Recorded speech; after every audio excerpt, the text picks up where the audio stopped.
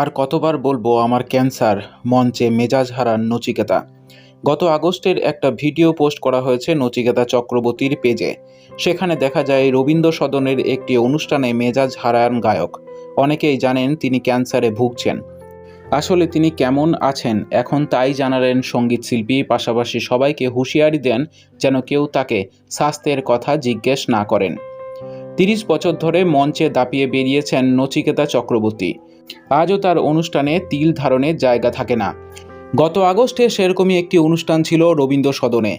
সেখানকারই একটি video viral হয়েছে social মিডিয়ায়। সেখানে নিজের জার্নি, নিজের স্ট্রাগলের কথা বলছেন গায়ক। শুধু তাই নয়, নিজের বিরক্তির কথাও বলছেন গায়ক। ৩০ বছর ধরে টিকে থাকার লড়াই জারি রেখেছেন নচিকেতা। তবে এই দিন তিনি বলেন যে স্ট্রাগলটা ৪০ বছরের। সবাই জানেন তার লড়াইয়ের কথা। প্রতিটা লড়াই জিতলেও সেই পথ যে খুব মসৃণ ছিল না তা বলার অপেক্ষা রাখে না। এদিকে ফ্যানদের ভালোবাসা যেমন তিনি পরিপূর্ণ, সেরকমই কিছু কিছু ক্ষেত্রে এই ভালোবাসায় যেন কাল হয়ে দাঁড়ায় নায়কের জন্য।